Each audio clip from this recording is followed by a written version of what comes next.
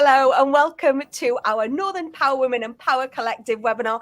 It's the first one of the year, and today,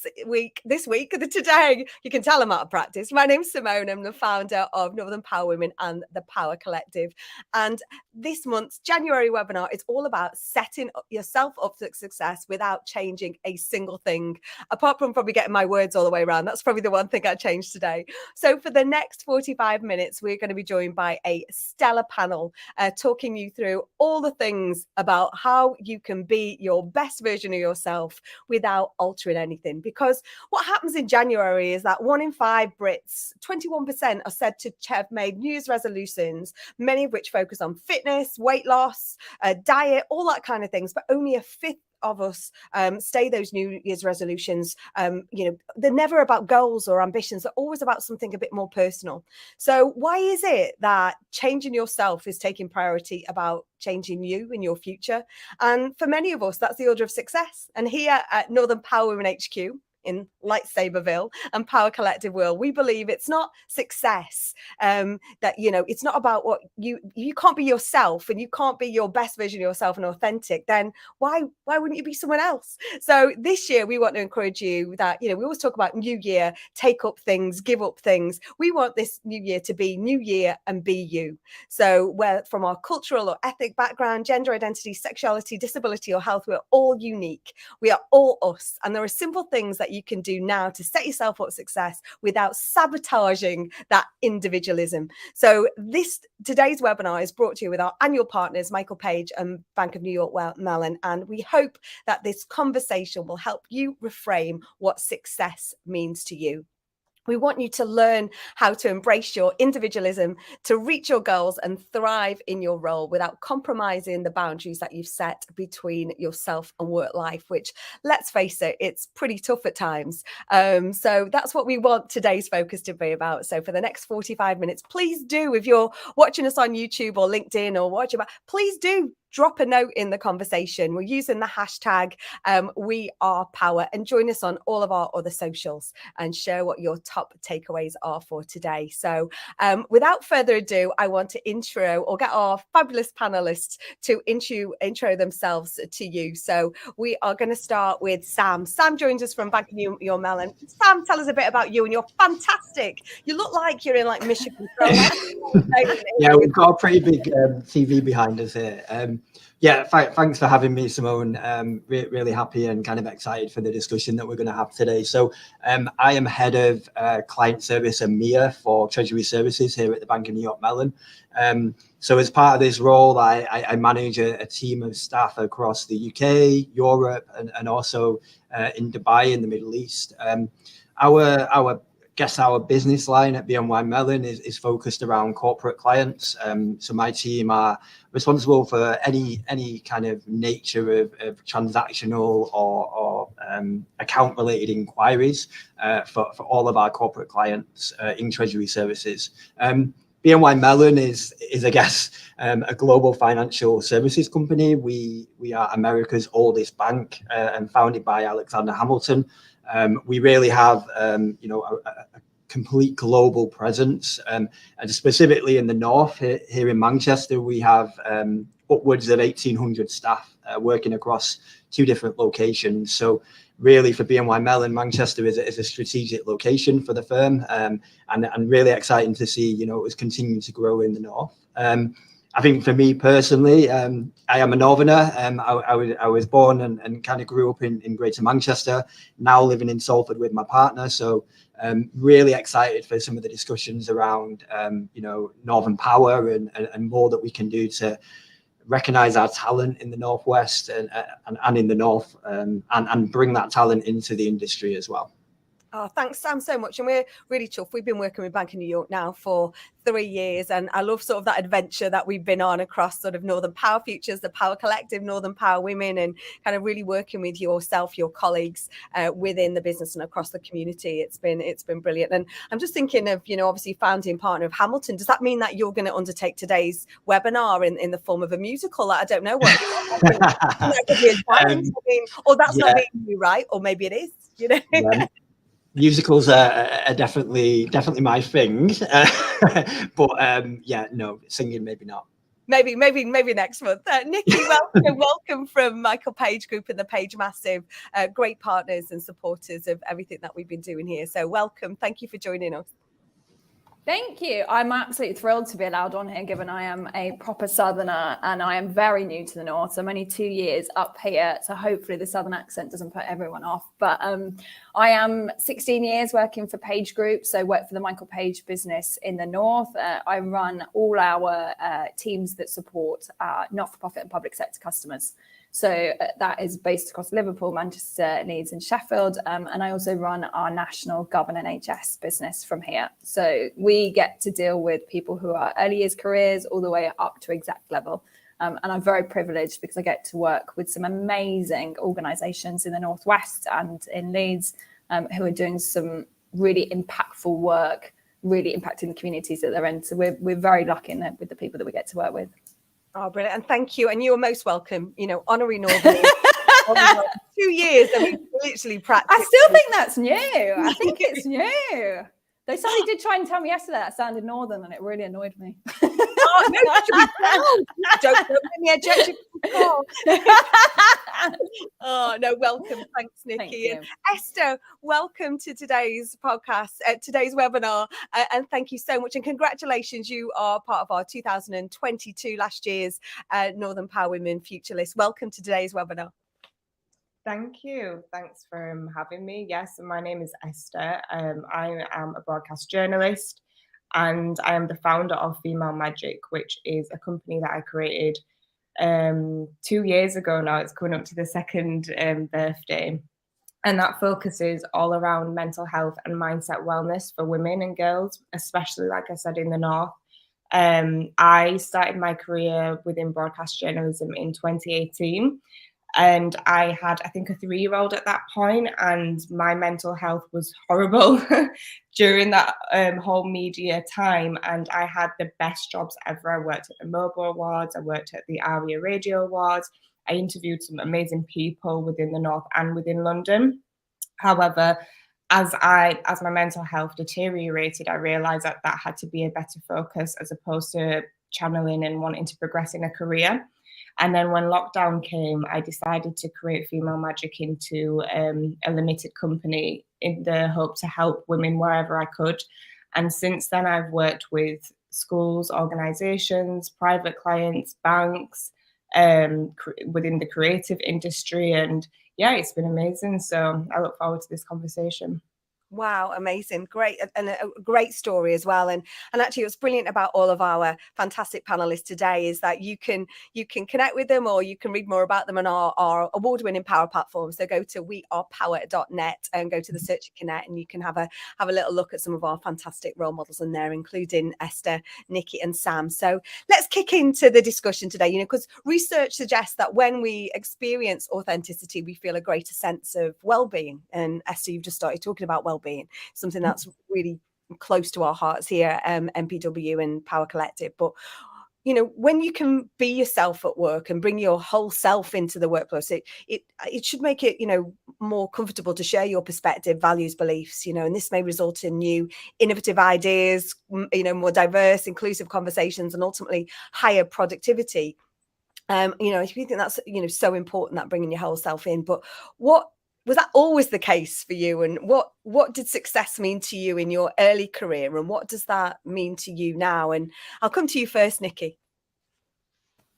So I think for me, I've definitely gone on a journey in that time. So I think I went for the traditional success route of career progression, earning. But I think I probably went through a big phase of comparison when I was younger. So looking at my peer group, and I think we all run different businesses at different points. I think for me, one of the biggest things was COVID. It's forced me to kind of stop and recognize where I wanted to be and what I wanted to do. And that spurred on my move to the North. So got the opportunity to move internally up here.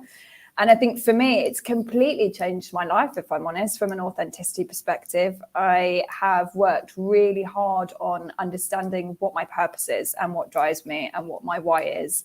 And for me, what was always about my personal success, it's not about that anymore. For me, the joy I get and the excitement I get is from my teams. So what my people do, what they achieve, the impact that they leave in the communities that we operate in, what I see them do from small wins to big wins. For me, actually, all my success and my enjoyment now comes from that.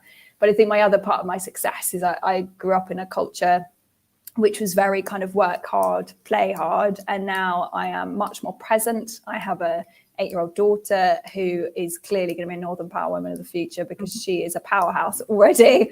But I think for me, success is actually recognizing boundaries. And I think working from home, it's really important that it's very easy to keep working late and answer emails late. And actually success to me now is me recognizing my own boundary of stopping that, spending present time with her, and making sure that you look after your kind of health and well-being, because that underpins everything for me. And I don't think I did that before. And I think I've realized that success for me is really owning that part.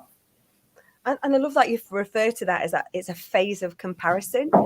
I feel like that comes out really strong. Esther, let's come to you. And, you know, what did success mean to you early in your career, and where are you now with that? Because obviously well-being is very much kind of come into your world and your journey now. Yeah, when I was younger, when I left university, my vision of success was money. That's all I saw, was just money signs everywhere. And that's what drove me a lot of the time. And it showed me how easy / difficult it can be sometimes to get a financial gain, whether you are an employee or whether you're working for yourself. However, 2 children later and now a business within 2 years, I say my vision of success is freedom, financial freedom, emotional freedom, and everything in between.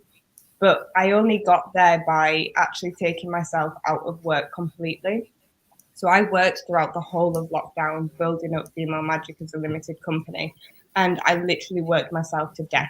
And I think it was a couple of months before we actually went into lockdown, I had my second child. And looking back in hindsight, I feel so guilty that I put all my time and effort and focus into a business with the intention to make money, as opposed to being a lot more present within the moment and just appreciating the time that we had because we was in lockdown. So now that actually comes within my work. When I work with young girls, most of the time, if you say, what do you want when they're older, they'll say a new pair of Jordans, a couple of £100 of money, and X, Y, and Z. And they'll say, okay, so what have you done? How did you get here? And I'm like, you need to think about what you actually want to do for yourself, like what actually makes you feel free and happy.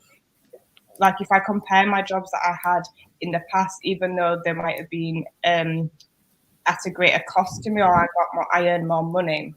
I remember the first time I taught a group of girls in a high school how to start changing their mindset. I sat in my car and I cried because I was so proud of myself that I had managed to, one, get this opportunity as a new business, 2, be trusted to work with these teenage girls, and 3, for them to actually listen and take it in. And that's such a beautiful feeling, because so many people will be in work and they will work themselves and be in such a rubbish job that makes them miserable, and just accept it and stay there. So the fact that I have been able to do this for myself, I think that's my version and vision of success now. And I love that. I love what makes you feel free, you know, and makes you happy as well. So love to know, any of you out there that are watching on the live stream, what makes you feel happy and what makes you feel you. So please do drop in the chat. We know you like to get chatting in there. And Sam, to you, what is it what was success to you back in, you know, the early days? Not too long ago, obviously. So I guess for me, it's really similar, right? Really similar to what the ladies have already spoken about. I think in my 20s, success was really just driven by work. And I attributed success to having, you know, a great job, getting paid really well. And I wanted more responsibility with more money. I guess that was really similar to the ladies in that respect. But I guess success, you know, you really change your mindset around success. And as I've grown up, it's more about me personally, but also, you know, what am I contributing to and what am I changing? So for me, it's really about a positive change the organization that you're working for, and working with people, and building relationships to kind of lead change and get to a completely different a goal or a project that you've achieved together. So I think for me, it's become a little bit more personal. I kind of take pleasure from the successes in my personal life as well now. Buying a house, celebrating milestones with family and friends. Whereas in the past, it was probably something that I didn't do so much. And I think the key, to progress professionally is also to remember, the successes that you have in your personal life and incorporate them into work, and vice versa. I really think it's important to, and I guess as I've matured into the role I am now, and also 10 years with the company, is to just remember that there's a really good balance between your personal life and your work life. And I think everyone sort of talked about, let's say, Nikki, you talked about that phase of comparison, and Esther, you talked about freedom. With that in mind, when do you know when it's time to reframe the current definition of success? Did it just come to you? Did it suddenly went from, we've just talked about work and money, Sam, into a more responsibility? When do you think it changed? Esther, when did it change for you? So I'm going to be really transparent, and I hope my partner doesn't mind me doing this, but as soon as you said it, it's taken me back to this place. One time, it was one of the last events I did around March last year, and he just said that, we don't see you're always working. Like, what do you want? What is the point of having a family if all you want to do is work? And I was the one who wanted the second child. So then I had to literally just sit with myself and think, why am I actually doing this? For what purpose am I working myself this hard to the point where I'm not spending any time with my loved ones? And I had no clue. I had no idea. So what I guess I had to then coach myself. I had to practice what I preach to other people. And I decided to stop working completely, which might seem drastic, but for me, I had to completely take myself out of the situation and the kind of jobs that I was doing, and allow myself, in the most simplest manner, to become a nobody, a person who has no attachment to anything physically or emotionally, in order for the authenticity to shine through. And it also meant that I had to say no to a lot of jobs, which was very, very difficult because I'd never done that before. You were told when you are, I think we had this conversation, Simone, in another webinar, when you are first starting out, you want to say yes to everything, which I did, but I burnt myself out by saying yes, so I had to say no. And I didn't work for a solid 6 months. But what that showed me was, when I was ready to come back, I had so much more confidence. I had so much more knowledge of who I am and who I want to be, that it didn't matter as much if certain things didn't span out. I took the time out to really focus on myself. And then the things that I wanted to do, I could do. And the things that I didn't want to do, I had the confidence enough to say no. And that's what helped me reframe it. Like I said, it might be drastic, but it worked for me. But that is about being yourself, isn't it? And having that honest conversation we have. I think it was only this weekend. You just talked about your partner. I'll overshare too. This weekend, suddenly I took some time off Friday, and actually my husband fed back to me at the weekend, thank you for giving me the best gift, which is time. And sometimes you think that you can't because you think, oh, well, gosh, what will it look like? And will my team think I'm slacking, or will it, they're all nodding here now, by the way, what will people think, and actually, we should almost try and, how do we drop that? What is there any sort of top tips out there about, kind of just embrace the fact that actually just be honest, transparent. Sam, is this something you found? You work for a global national bank. Sometimes I think we worry about presenteeism and think, oh gosh, I've got to play it dress up or do this or go in because, but actually that's not the culture there, is it? No, and it certainly isn't, right? So I think for me, in terms of the answer to the question is, I agree with Esther. It's about a mindset at a given time. There's certain years or even months within the last 15 years of me working where I might not feel that I want to keep knocking up, going upwards and trying to get the next promotion or trying to do a great job, and because maybe something's going on in my personal life where I want to kind of just level set for a while. But I think it's just knowing yourself, the mindset that you're in, and whether you're ready to jump to that next promotion or whether you just want to kind of chill for a bit and maybe not be so bothered about constantly achieving or being really successful in work. I think for me, it's really about taking into account, as I said before, your personal circumstances and aligning, professional and personal goals. So I think during the pandemic, I know we've mentioned this a couple of times, but it was tough, right? It was really tough to manage a team during the pandemic, but also for the team as well. And everyone was really going through it. So I think during that time, I really tried to instill this kind of, and the whole company did, everyone who manages people in the organization was really trying to encourage everyone to respect themselves, really good well-being. And maybe we didn't so much talk about professional development. And so I think that was a really good example. And there has been other examples where you just have to take a step back, think about what you want to achieve personally, and then that will then allow you to start to carve out some professional goals as well. And do you think, Sam, we like you say, we talked about the pandemic comes up in every conversation on discussion we have, because actually the world of work has changed, and so you've just talked, one of the things that you do is you're driven by developing the strong teams, and you talked about the things that were put in place during the pandemic within BNY to create that environment.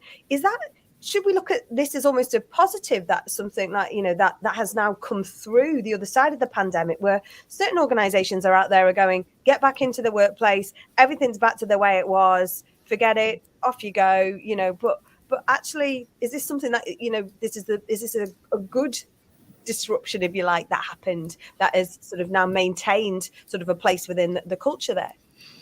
Yeah, absolutely. So I guess for BNY Mellon, prior to the pandemic, in 2019, we really had very few people working from home, right? Across the whole organization and across the globe. That completely changed in March of 2020.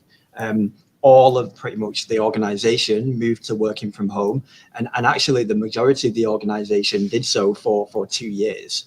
And what that really showed is that we could still function as a global financial company with our staff working from home. And we had a really great rollout of technology across the organization. And actually the staff, although it was very tough for most people during the pandemic personally, work gave a lot of opportunity for staff to be flexible, spend more time with their children. And as the pandemic has started to, change in 2021 and the back end and the start of last year, the company has remained the flexibility. So the general rule for us at BNY Mellon right now is two as a minimum days a week, 2 to 3 days a week in the office, to allow for collaboration between your teams. But then there's that flexibility there that people can work from home if they want to. And we even have this policy where you can kind of work from anywhere for 10 days as well. So that just adds some additional flexibility. But I think that's what's really important. And for me is really helped me in the transition out of the pandemic, where we were working at home for 2 years and managing a team and people not having so much flexibility before the pandemic to come out of that. And it really does help with engagement of staff. It's still tough, of course it is. But, when people need a bit of flexibility, I think it's really important to offer that. Oh, I love that. Where's your favourite place that one of your 10 days you've used? Well, I actually haven't done it. I've not worked from anywhere yet, but it's certainly something I'm going to be doing this year. I mean, I have a team of staff in Dubai, right? So it might be nice to add on an extra. There you go. You've manifested it now. It's out there. Yeah. Nikki, in your role at Michael Page Pay Group, there's a lot around career conversations that are out there, and I think you must see amazing talent, sort of during your working day, your working week. But are there any sort of career myths out there that you feel like you need to sort of resolve? Sort of those myths out there, where that will stop some of this great talent coming into new careers because they think, well, I can't do that because I can't do all of those things. And I feel like I've got to tick those boxes, or I'm not from that background, or I haven't got that degree. You know, do you see a lot of that? And, you know, what's your response to getting across some of those myths? I think there's two different parts to it. So there is the view from the organisation that's about to employ you, and then there's the candidates that we deal with. I think the biggest thing that I debunk every single day is this 2-page CV. I don't know who put this out there at some point, but I think everybody seems to think that it's just about your responsibilities and it must fit on this 2 pages. But that document is there to showcase you. It is a tool which should be amplifying who you are as an individual and the skills and the achievements that you've got. So for me, I think there's a huge part of it, which is just make sure that when you are applying to something, people can really see the value that you can add and the ability that you've got, because I think often it becomes a list of things that you might have done once, and that doesn't give any kind of flavor to who you are as an individual. It doesn't give us any meat on the bones for us to then be able to make decisions. I think there's a couple of other parts. I think I talk to customers a lot about early years careers at the moment, because early years careers for me is a really critical part of where hybrid working could go wrong, because I think it's a skill set from a management perspective to be able to manage people that are at the earliest part of their career, because, you know, we've all started 5 days a week in an office, and it's learning to navigate stakeholders, collaboration, like you talk about. That's harder if you're exposed less to it. And so therefore, I think there's a piece of it which is actually pushing out of your comfort zone and going to ask for more access to senior leaders, to mentoring, things like that, to make sure that you're developing your skill set at that early part, because I think otherwise there's just a danger further down the line that you haven't been exposed to as much as you possibly could be. I think on the other side of it, from our customers, I'm talking day in, day out since 8 o'clock on the 3rd of January about a talent shortage. We are really finding it challenging to find in some particular areas skill sets that are really in demand. And I think what I would say is I work with a lot of our customers to challenge the essential criteria. Why is that there? Like, does it have to be there? Because often with women in particular, if they can't meet all the criteria, they simply won't apply. Whereas I think often men will still give it a go. And I think I have to challenge our customers on saying, is that because that's what you've always had? And can you look at actually what is different? How do we make this job something that somebody can develop up into, instead of just exactly the same as what you've had before? So I think it's if you think you've got 60 to 70% of what you can see, give it a go. Like, you've got nothing to lose by applying. And I think often we lose people because they don't even try and apply. And we're in a scenario now where we're pushing our customers to say, look broader, look better than just historically what you've always had. And thanks, Nikki. Esther, this is right up your street. You know, self-belief, I think, is the heart of this. And this is a huge factor in having the confidence to go on and, you know, succeed whilst being especially you. But, is it better, easier said than done, especially for women? Any top tips? Give us some side hacks. Well, as you were speaking, Nikki, I do know, I was trying to remember the statistic around women and applying for jobs with the descriptions and stuff like that, because that's such a big conversation at the moment, as so many women are put off. From my personal experience, I'll explain it from two sides. I got a first-class degree in broadcast media technologies, and I got straight into a job in the BBC. However, the career I wanted was not the career that I was able to have by having that degree, if that makes sense, because you needed to prove yourself in so many different ways, which couldn't be given on a certificate. And then on the flip side, I've come into mindset coaching with life experience, online coaching experience. And I remember when I first started and I thought, what if people are going to judge me? What if they ask for my certifications and blah, blah, blah, blah, blah, blah. However, if I didn't believe in myself and I didn't take the risk and I just said, forget it, let me just do it, I wouldn't be here now. Ever since I started Female Magic as a limited company, well, even just in general, it's been a risk. It's just been, I've got nothing to lose. I did an event in 2019, which was the first Female Magic event. I had no event experience, and we had over 200 people come, mainly because they wanted, or they believed in the cause of the event. And that's how I've kind of chosen to live now. So if you want to do something, just know your why and just really ask yourself why over and over again. Make sure you have an intention when you're doing it, and make sure you are able to move throughout that intention. That's really, really important. And don't compare yourself to other people who might be in similar fields of work, especially as women, we compare ourselves a lot. And the irony is, I work with so many women who do very similar things to me. However, what I've realized is the way I might explain how to reprogram your mind and how to use neuroplasticity as an advantage might be completely different to how someone else might say it, and then they might talk about it in a much more spiritual form. So that's the second thing I'd say. Just remember why you want. No, sorry, that was the first. Remember how you want to do it, and remember just the passion within yourself. If you want to do something, you already have the experience. Like I said, I have life experience. I have 2 children. I've had multiple mental health breakdowns. I've had so many things. I've tried coaching, I've tried therapy, and I've struggled in so many ways simply because I struggled to speak my feelings out to other people. And there's so many people out there who struggle with that. So my speciality is teaching women how to journal so they can speak to themselves.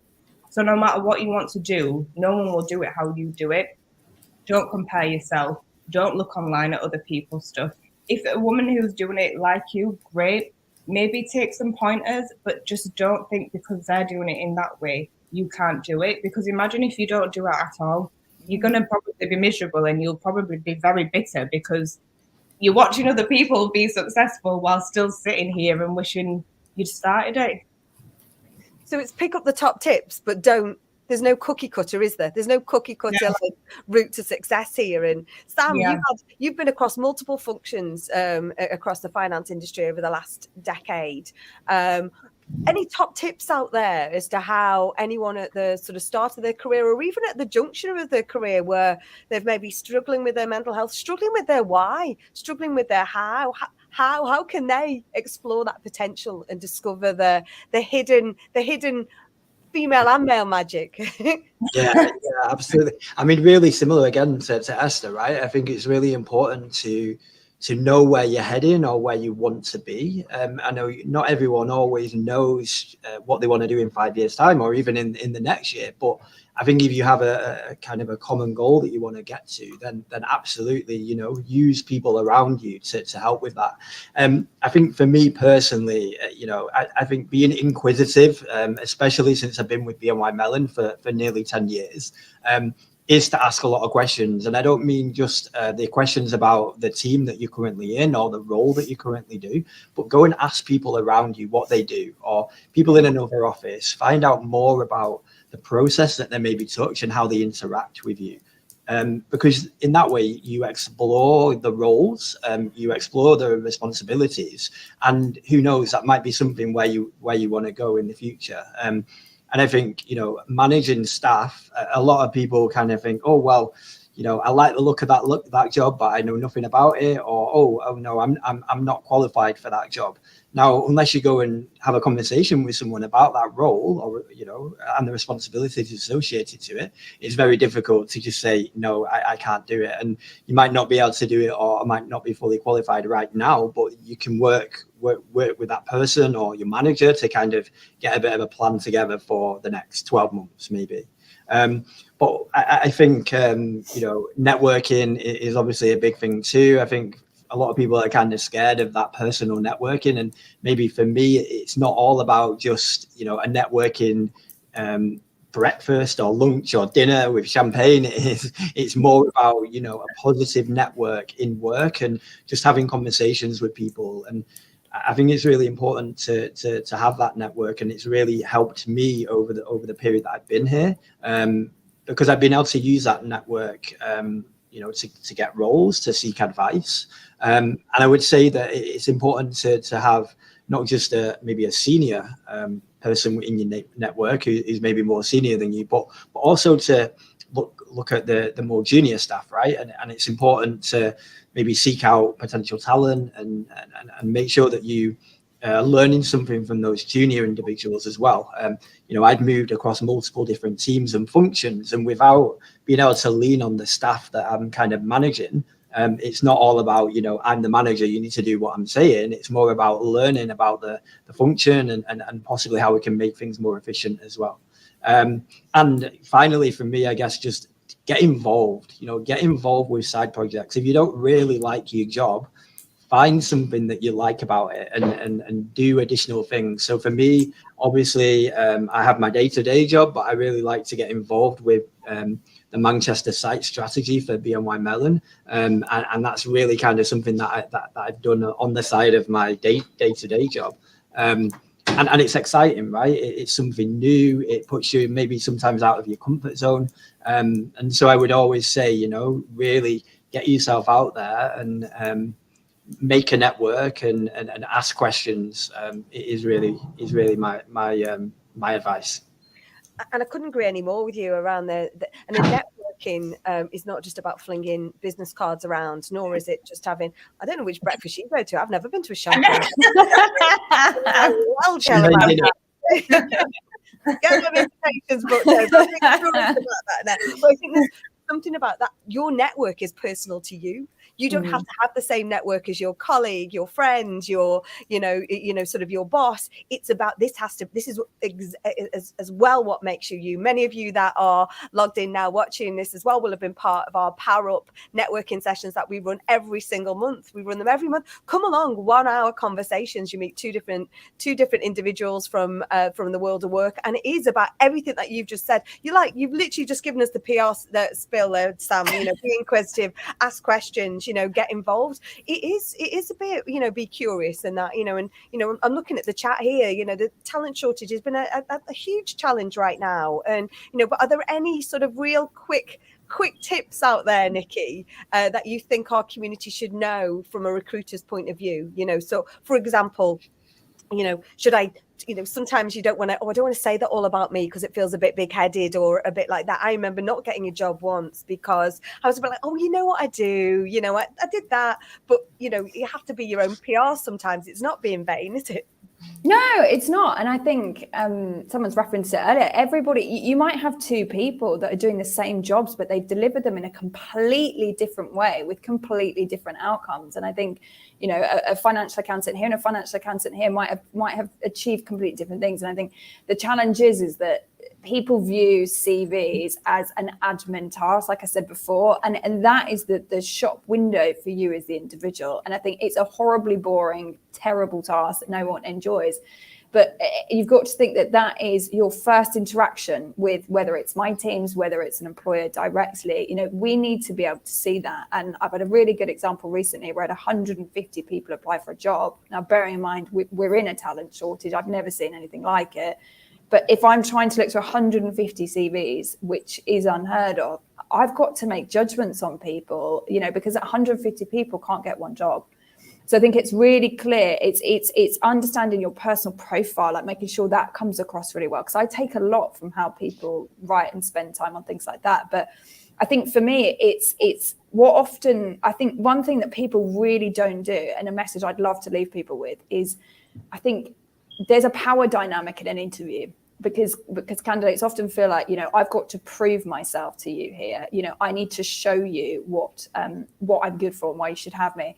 And there's two really important points. One, everybody goes into it nervous. I mean, I came into this nervous yesterday. I called Carla, I had to do a Teams call with her because I was convinced I wouldn't be able to get onto the webinar. But I think tell people you're nervous at the start because it's a real leveler. I think the amount of times people come out and say, oh, that candidate was clearly really nervous. I wish they'd said something. Just say it at the start because often it's an icebreaker and it gets you a bit more back on the power level, which then allows you to be authentic and to thrive in an interview.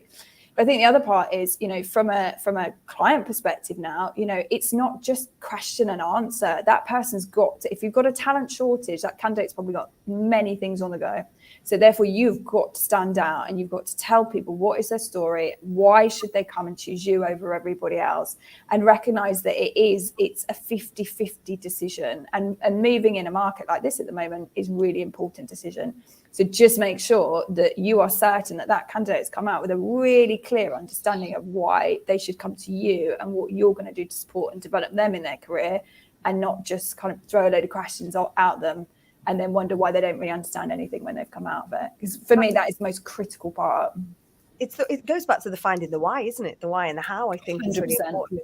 And we're getting closer. Where did that time go? I'm not quite sure. If anyone got any questions out there, please do drop them in. Some great comments. Thank you so much for sharing. And obviously, if you're watching on Catchback, thank you for coming back to us. But one of the things, one of my team who came for interview, I remember asking the question about what's your views around, personal brand, and I'm like 100%. What Northern Power Women and Power Collective are not all made up of the same humans. We're all different, and I think it's about, yes, I might have founded this and created this, but it's about everyone having their own identity and being able to come through the door. And I think that's really important, is be yourself, be the best version of yourself. Sometimes it's not always the best, it's okay actually, but be you and be honest and open about it. So what is the one resource for each of you? And I'll come to you first, Sam, that has helped you maintain your sense of self, your sense of being you throughout your career. And it's a two-part question. And what has been the biggest lesson that you've taken away from that? Yeah, so I think, look, I mean, when I first started off working in a corporate environment, it was very much, get on with the job and kind of suppress maybe yourself a little bit. And that's really changed, as I've grown up, as I've matured, as I've understood the company more. It makes it a lot more easy, to be yourself. I think, for me, in terms of the success and kind of bringing my full self to work is absolutely learning from experience, and I guess using when things haven't quite gone right, or using that feedback and getting feedback from people, but then also using friends and family. Like, it's not all about work and corporate. Go and speak to your friends and family about what's going on at work and how you should tackle something, or if you have a bit of an issue with maybe not feeling completely comfortable with something, then use the people that love you as a bit of a sounding board, and get their opinion. And I think a lot of the time, and over my career certainly, I've never really thought about those two working in tandem. But as we've already spoke about today, I think if you really want to bring your full self to work, you really have to have a balance between bringing successes in your personal life into work, and also the opposite. Thanks, Sam. Nikki? I have two resources. One in the role model, that's my mum, because I think my mum has driven in me from a young age being a lifelong learner. So you don't just suddenly get good at something and then you stop. You need to keep developing your skill set. And I think for me, she's always driven, you need to keep doing that. So I've always had that as I've gone along. But I think what then plugs into that is, for me, it's podcasts, actually. I listen to Feel Better, Live More a lot with Dr. Rangan Chatterjee. And then I listen to High Performance Podcast. And I think they give me two different things. I think high performance drives what my non-negotiables are. And therefore, actually, it brings me back to what my authentic self is and how I run my business and how I work as an individual. But I think the Feel Better, Live More, it's just taught me that the absolute most important thing for me, which is sleep. If I don't prioritize sleep, I don't prioritize exercise, healthy eating, I am terrible for reactions. And I think it's just learning that for me is that is everything, and that drives wellness, it drives boundaries, it drives everything. So it's as simple as that. But I love listening to podcasts, because for me it's hearing different stories, different backgrounds, and that kind of drive through adversity, I think, is just absolutely brilliant. And we didn't have that when I was first started my career, and I think it's such an amazing tool now to be able to listen to other people's stories and learn from it. I love that, knowing your non-negotiables. Esther, final words coming from you. Oh gosh, no pressure, 60 seconds. Right, so I have a vision board. Like, it's a life goal vision board. That's my personal resource, because whenever I get lost, I have a big picture of Oprah Winfrey and like a setup. That's my main goal. So everything I do will always lead to there, no matter how lost and whatever. So that's my first resource. The second resource, I don't know if it's classed as one, but it's self-discipline. my self-discipline is over everything. Like I put on my Instagram story, because I was running late by the gym, I was like, if I look like a wet dog on this call, I'm really sorry. And I thought, well, what if someone judges you? And I thought, well, my health comes over absolutely everything. It doesn't matter what it is. It could be the most important meeting in the world. If I'm not healthy, mentally, physically, emotionally, I'm not doing it. So self-discipline with gym, meditation, everything in between that I know helps me to keep me grounded and ensures that I will make the best decisions. My two, for sure. Everyone should have some form of vision board just to help them by their bed. Oh, brilliant. Literally excellent top tip. Thank you to all of you for joining in the conversation.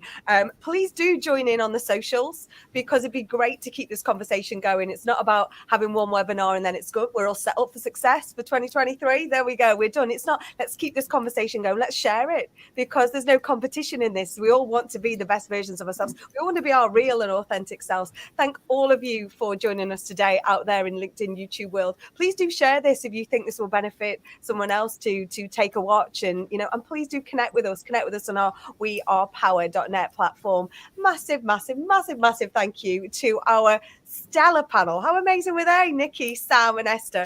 Massive round of applause. Thank you. Great. Thank you all of you for joining us for lunch today. I really appreciate it. We've got webinars every single month. We've got power ups every single month. Big thanks to Michael Page and Bank of New York for supporting this month's Set Up Yourself for Success webinar.